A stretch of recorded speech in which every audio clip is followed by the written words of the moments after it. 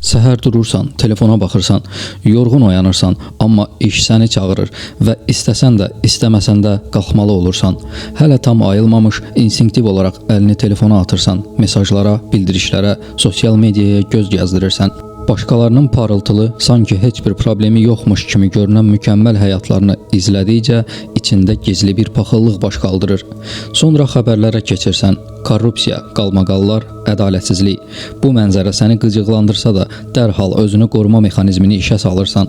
Bu narahatlığı saxta bir qürur hissi ilə örtbasdır edib, heç olmasa mən onlardan yaxşıyam, ən azından vicdanım təmizdir deyə düşünərək özünə təsəlli verirsən. Yola çıxırsan, amma şəhərin bitmək bilməyən tıxacı səni sıxmağa başlayır. Sükan arxasında geciksən nə bəhanə deyəcəyini planlayırsan. Saniyələr keçdikcə səbirsizliyin qəzəbə çevrilir. Ətrafdakı sürücüləri içində söyüb tökürsən. Sanki hamı sənə mane olmaq üçün razılığa gəlib. Bütün bu gərginliyə rəğmən sonda vaxtında çatırsan. Nahar fasiləsində həmkarlarınla bir masaya əyləşirsən.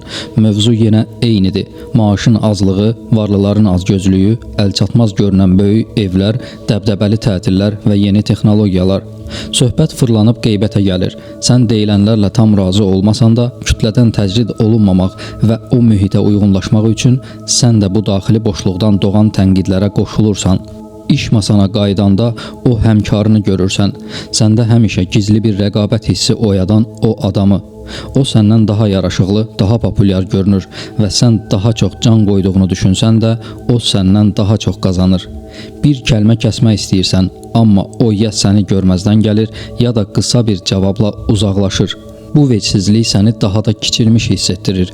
Günün yorğunluğuna baxmayaraq başqa bir həmkarına kömək edirsən, amma gözlədiyin o sadə, çox sağ ol sözünü eşitməyəndə içindəki əsəb dalğası yenidən qabarır.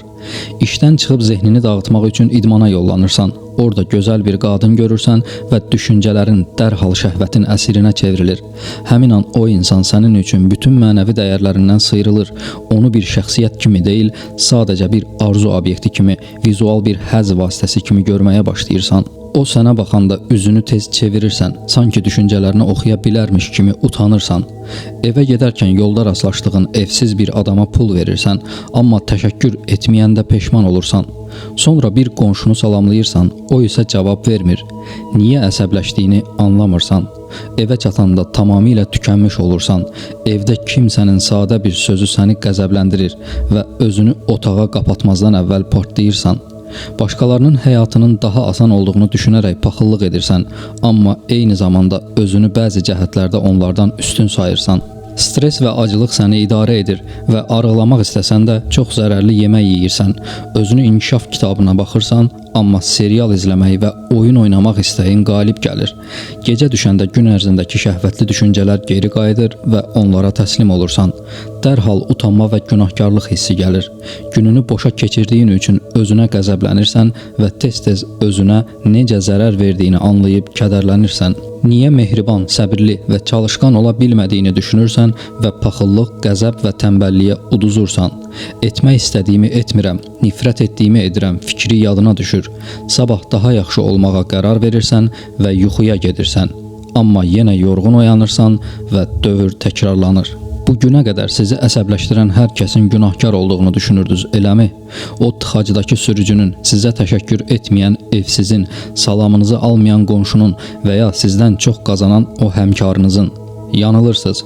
Əslində nifrət etdiyiniz o insan sadəcə bir güzgüdür və siz o güzgüdə öz eybəcərliyinizə qışqırırsınız. Qəzəb əslində ruhun özünü müdafiə etmək üçün ucaltdığı ən hündür və ən aldadıcı bir divardır. Bizə elə gəlir ki, bu divarın o biri tərəfində bizə hücum edən bir düşmən var. Halbuki o divar yalnız daxilimizdəki xaosu gizlətmək üçün tikilib. İnsan şüuru çox mürəkkəb bir qorunma instinktinə malikdir. O, öz daxilindəki çatışmazlığı, uğursuzluğu və ya qorxunu birbaşa qəbul etməyə əvəzinə bu ağrını xariciləşdirir. İnsan beyni üçün mən səhv etdim və ya mən kifayət qədər yaxşı deyiləm reallığı ilə üzləşmək kiməsə qışqırmaqdan qat-qat ağır yükdür. Şuuraltı bu yükdən qaçmaq üçün dərhal bir günahkar axtarışına çıxır. Məsələn, bir layihəni vaxtında bitirə bilməyən şəxs daxilindəki tənbəllik və ya plansızlıqla üzləşməyə əvəzinə ona sual verən həmkarına qəzəblənir. Burada qəzəb bir anestezik vasitə rolunu oynayır. O, daxili vicdan əzabını müvəqqəti olaraq keyidir və diqqəti özümüzdən uzaqlaşdırıb başqasına yönəldir. Biz o məni əsəbləşdirdi dediyimiz an əslində özümlə bağlı həqiqəti görməyə cəsarətim yoxdur etirafını gizlədirik. Psixologiyada məşhur olan güzgü effekti nəzəriyyəsinə görə ətrafımızdakı insanlar bizim daxili aləmimizin proyeksiyasıdır. Bu nəzəriyyə iddia edir ki, bir başqasında bizi ən çox qıcıqlandıran, özündən çıxaran xüsusiyyət əslində özümüzdə olan, lakin şiddətlə inkar etdiyimiz və bastırdığımız bir tərəfimizdir. Əgər birinin təkəbbürü sizi həddindən artıq qəzəbləndirirsə, bu ya sizin daxilinizdəki gizli təkəbbürün əksidir, ya da özünüzə heç vaxt icazə vermədiyiniz bir özünə inamın yaratdığı paxıllıqdır. Dünya bir nəhəng güzgüdür və qəzəb bu güzgüdə gördüyümüz öz eybəcərliyimizə vurduğumuz yumruqdur. Yumruğu güzgüyə vurduqda o sınır, lakin simamızdakı həmin ləkə olduğu kimi qalır. Hadisələrin və insanların heç bir günahı yoxdur. Onlar sadəcə bizim daxili reallığımızı bizə göstərən neytral vasitəçilərdir. Beləliklə, hər qəzəb anı əslində bir kəşf fürsətidir. Mən hazırda qarşımdakı insanda özümün hansı gizli hissəmə qəzəblənirəm? Bu illüziyanı sındırmaq, qəzəbin hədəfini xaricdən daxilə çevirmək, daxili azadlığın ilk addımıdır. Çünki səbəbin özümüz olduğunu anladığımız an həlli də özümüzdə tapmağa başlayırıq. Bəs bizə kobudluq, pislik, haqsızlıq edən insanlar necə? Onlara niyə əsəbləşirik? Burada ki bizim səhvimiz yoxdur. Bu, məsələnin ən həssas və çox vaxt səhv anlaşılan nöqtəsidir. İnsanın ağlına ilk gələn sual budur. Yaxşı, əgər kimsə mənə küçədə haqsız yerə qışqırırsa və ya mənə xəyanət edirsə, burada mənim günahım nədir ki, qəzəbim özümə yönəlsin? Gəlin bunu iki mühüm müstəvidə analiz edək. Hadisənin reallığı və sənin reaksiyan. 1. Hadisə və reaksiya arasındakı boşluq. Psixologiyada belə bir qızıl qayda var. Baş verən hadisə, kobudluq, haqsızlıq neytraldır. Ona məna verən və duyğunu yaradan sənin şuuraltındır. Kimsə sənə kobudluq edirsə, bu onun tərbiyəsi, xarakteri və daxili problemidir. Amma sən buna şiddətlə əsəbləşirsənsə, deməli onun hərəkəti sənin daxilindəki bir düyməyə toxunub. O düymə sənin yarandır. Məsələn, əgər sən özünü daxilən tam dəyərli və güclü hiss edirsənsə, birinin sənə axmaq deməsi sənə sadəcə gülməli gələr. Çünki bilirsən ki, deyilsən.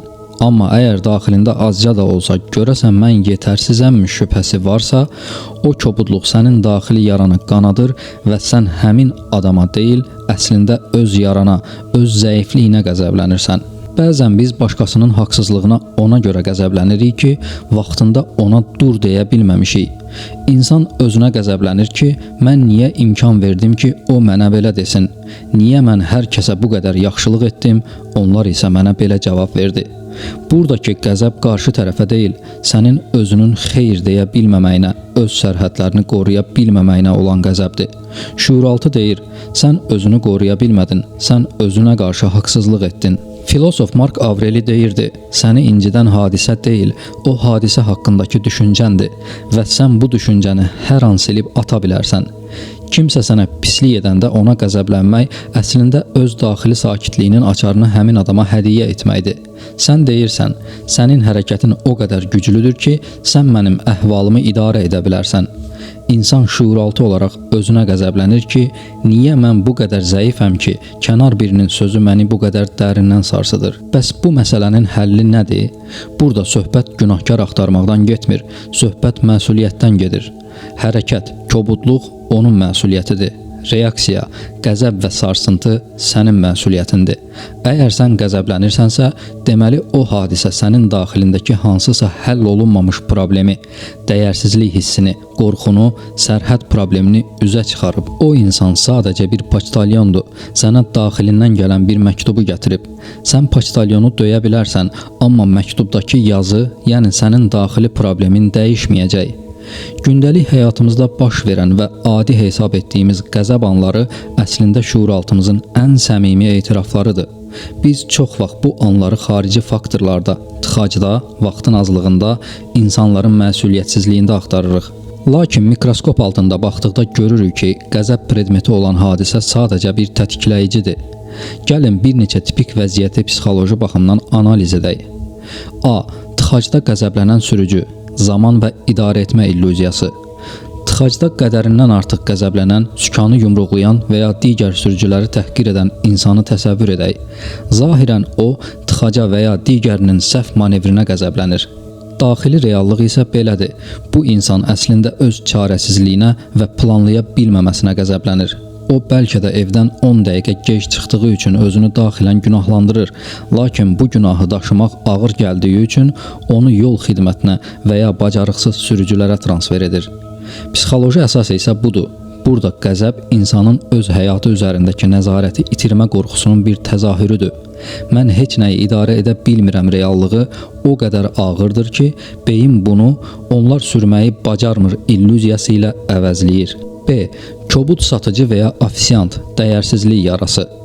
Bir mağazada satıcı sizə soyuq və ya kobud cavab verir. Biri sadəcə çiyinlərini çəkib keçdiyi halda, digəri bu hadisəni böyük bir mübahisəyə çevirir. Daxili reallıq budur. Əgər bu hadisə sizdə fırtına qopardısa, deməli həmin satıcı sizin daxilinizdəki mən dəyərsizəm və ya mənə hörmət olunmur inancına toxunub. Psixoloji əsası isə budur. İnsan doğrudan da özünü daxilən tam dəyərli hiss etdikdə, kənar birinin subyektiv kobudluğu onun mənliyinə toxunmur. Sizin qəzəbiniz əslində qarşı tərəfə deyil, özünüzün bu qədər yaralı və həssas olmağınızadır. Siz şuuraltı olaraq özünüzə qəzəblənirsiniz. Niyə hələ də başqalarının mənə verdiyi qiymətdən asılıyam deyə? C. Ailə münaqişələri, gözləntilər və məsuliyyət. Atanızın və ya övladınızın kiçik bir səhvinə, məsələn, evdə bir şeyi yerinə qoymaması həddindən artıq reaksiya verməyinizə səbəb olur. Buradakı daxili reallıq budur. Çox vaxt bu qəzəbin kökündə həmin insana deyil, özünüzə olan yorğunluğunuz və ya öz həyatınızda etmək istəyib edə bilmədiyiniz fədakarlıqlar dayanır. Psixoloji əsası isə budur. Məsələn, siz çox nizam-intizamlısınızsa və bu sizi daxilən yorursa, qarşı tərəfin dağınıqlığı sizdə qəzəb yaradır. Çünki siz özünüzə dağınıq olmaq azadlığını qadağan etmisiniz. Qəzəbiniz əslində budur. Mən bu qədər əziyyət çəkib özümü çərçivədə saxlayıram. Sən necə bu qədər rahat ola bilərsən? Bu birbaşa kölgə proyeksiyasıdır. Bu anlarda əslində nə baş verir? Hər qəzəb anında şuuraltı bu mexanizmi işə salır. 1. Tətikləyici, xarici bir hadisə baş verir. 2. Xatırlatma, hadisə bizim bastırdığımız bir qorxunu, çatışmazlığı və ya arzunu oyadır. 3. Ağrı, bu reallıqla üzləşmək ağrısını verir. 4. Müdafiə, beyin bu ağrını dayandırmaq üçün günahkarı çöldə tapır və bütün enerjini ona qarşı yönəldir. Bu nümunələr sübut edir ki, kənar hadisələr sadəcə bizim daxili kimyamızın katalizatorlarıdır. Əgər daxildə yanmağa təhlükəli bir maddə yoxdursa, kənardan atılan heç bir qığılcım yanğın törədə bilməz.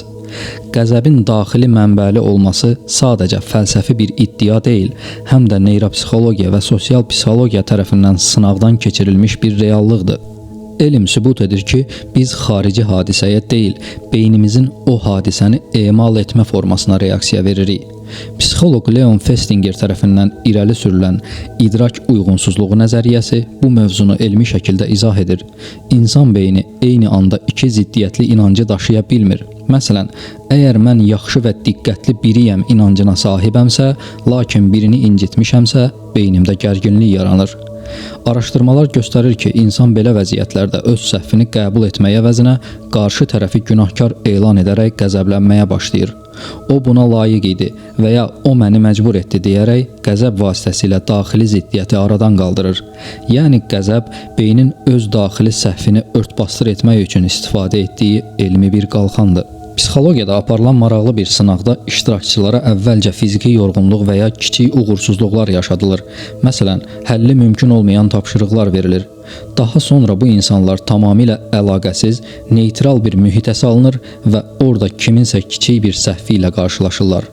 Nəticədə nə baş verir? Bu insanlar neytral vəziyyətdə olanlara nisbətən 3-4 dəfə daha şiddətli qəzəb nümayiş etdirirlər. Bu, elmdə yerdəyişmiş təcavüz adlanır. Qarşıdakı insan günahkar deyil, o sadəcə uyğun bir zibil qabı rolunu oynayır. Bioloji səviyyədə qəzəb anında beynin emosiya mərkəzi olan amigdala idarə etməni ələ keçirir. Məntiqli düşünməni təmin edən prefrontal korteks isə sanki dövrədən çıxır. Maraqlı fakt budur ki, özünü daxilən tənqid edən, özü ilə barışıq olmayan insanlarda prefrontal korteks daha zəif işləyir və amigdala daha aktiv olur. Bu o deməkdir ki, bir insanın qəzəb partlaması əslində onun beyin strukturları arasında tarazlığın pozulmasıdır. Biz kiməsə qışqıranda əslində beynimizin içindəki bu bioloji müharibənin məğlubiyyətini nümayiş etdiririk. Tarix boyu böyük mütəfəkkirlər qəzəbin xarici deyil, daxili bir zəhər olduğunu vurğulayıblar. Eramızın 1-ci əsrində yaşamış kölə filosof Epiktet deyirdi: kimsə sənə təhqir edirsə və sən özünü təhqir olunmuş hiss edirsənsə, sənə təhqir edən həmin şəxs deyil, öz düşüncəndir. Stoiklərə görə bizə edilən pislik xarici bir hadisədir və bizim ruhumuza toxuna bilməz. Əgər biz icazə verməsək, onlar qəzəbi müvəqqəti dəlillik adlandırırdılar və iddia edirdilər ki, dünyada baş verən haqsızlıqlar deyil, bizim o haqsızlıqlara qarşı olan daxili müqavimətimiz bizə əzab verir. Dostoyevskinin qəhrəmanı Raskolnikovu xatırlayın. O, qarı sələmçini öldürəndə əslində cəmiyyətin ədalətsizliyinə və həmin qadının pisliyinə qəzəbləndiyini düşünürdü. Lakin əsərin gedişatında aydın olur ki, Raskolnikovun bütün qəzəbi və nifrəti əslində özünə idi. O, özünün üstün insan olub-olmadığını yoxlamaq istəyirdi və bu daxili natamamlıq onu cinayətə sövq etdi. Onun qadına nifrəti əslində öz zəifliyinə və yoxsulluğuna olan nifrətinin proyeksiyası idi. Bütün bu araşdırmalar göstərir ki, qəzəb əslində qaçmalı olduğumuz bir düşmən deyil, daxili dünyamızdan gələn ən səmimi hesabat vərəqidir. Əgər biz kənar hadisələrin və insanların sadəcə bir vasitəçi olduğunu qəbul etsək, qəzəbi bir məhv etmə alətindən bir inkişaf pilləsinə çevirə bilərik. Qəzəb anı gəldikdə dərhal reaksiya vermək əvəzinə bir anlıq dayanmaq və bu sualları özümüzə vermək daxili inqilabın başlanğıcıdır. 1. Hazırda qarşımdakı insanda gördüyüm hansı xüsusiyyət mənim daxilimdə gizlənib? 2. Mən bu hadisəyə deyil, özümün hansı bacarıqsızlığıma və ya qorxuma qəzəblənirəm? 3. Bu insan mənim hansı yaramı qanadır? Qəzəbin kökündə özümüz dayandığımızı anlamaq bizi günahkar hiss etdirməməlidir. Əksinə, bu bizə böyük bir azadlıq verir. Çünki əgər qəzəbin səbəbi başqasıdırsa, biz onun dəyişməyini gözləməyə məhkumuq ki, bu çox vaxt qeyri-mümkündür. Lakin səbəb bizi isə açar da bizim əlimizdədir. Qəzəbi transformasiya etmək üçün radikal qəbul mərhələsinə keçməliyik. Öz zəifliyimizi, qorxularımızı və kölgəmizi qəbul etdikdə artıq onları başqalarının üzərinə proyeksiya etməyə ehtiyac qalmır. Bir insan öz daxili qaranlığı ilə sülh bağladıqda xaricdəki heç bir qaranlıq onu qıcıqlandıra bilmir. Dünya bir güzgüdür, qəzəb isə güzgüdə gördüyümüz öz əksimizə duyduğumuz etirazdır. Güzgünü sındırmaq bizə yeni bir sima qazandırmır. Haqsızlığa, kobudluğa və ya uğursuzluğa qarşı duyduğumuz hər qəzəb anında daxilimizə baxmaq cəsarəti göstərsək, görəcəyik ki, əslində bütün müharibələr daxildə başlayır və daxildə də bitir. Kənarın heç bir günahı yoxdur. Hər şey sənin özünlə olan söhbətindən ibarətdir. Bu həqiqəti qəbul etmək insanı sarsılmaz bir sülhə və əsl psixoloji yetkinliyə aparan yeganə yoldur. Sona qədər izlədiyiniz üçün təşəkkürlər.